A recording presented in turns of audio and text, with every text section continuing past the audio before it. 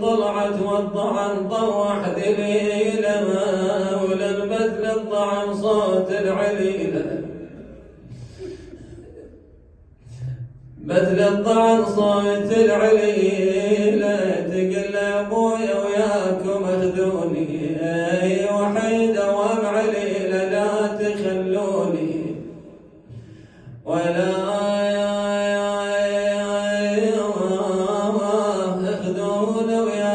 مسرج الخيل ولما فراشكم لو شلشل الليل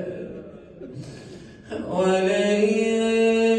بشدك العين من سمعة بشاي وبجعسين على حال ذوتنا. اريدك تشوف صوره انت على صوتي ما تقدر تمشي بس كون منك لا تشوف هناك الحسين الان طالع واخر واحد بالمخيم ولا يسمع صوت ابويا وقولي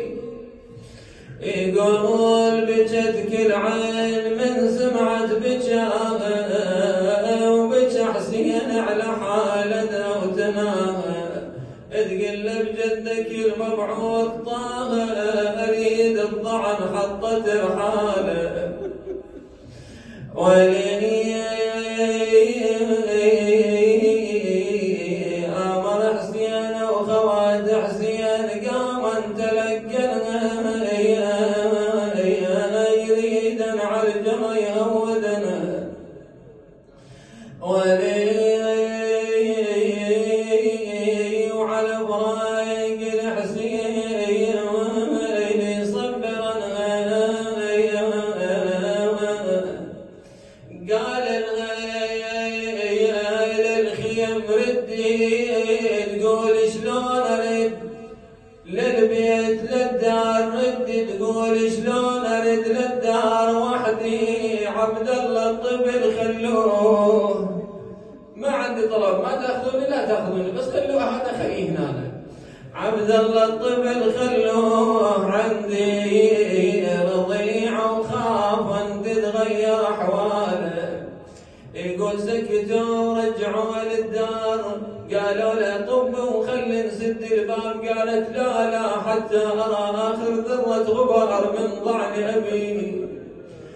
قالت جد الضعن واقطع البيد وشوفت لي صارت بعيده الحاج ما ريض بهيده لو داع للنوبه نعيده تقول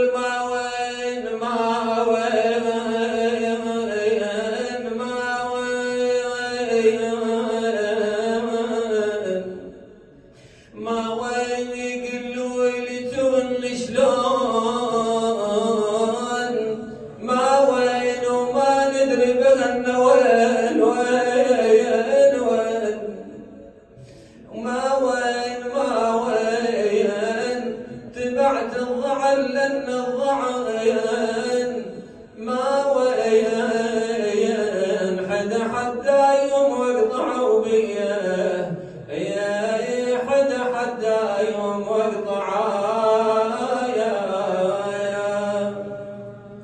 يا أبي. أريد من عندك دقيقة واحدة شنو اللي صار بعد ما راح الضعن؟ يقول تروي ام سلمة تقول هاي الطفلة لما انقطع اخر قطرة غبار ماما طبي يوم ما طبي ما تقبل تدخل الى ارواحها وانقطع الغبار. تقول كانت المصيبة شوف الحسين مبتلى بهذا البلاء لا اقول شنو صاير بي هذا ولي الله. يقول كانت تحبي ما تقدر تقوم من المرض يقول قامت تزحف شو تريد هاي قامت تطب غرفة ابوها شوية تبكي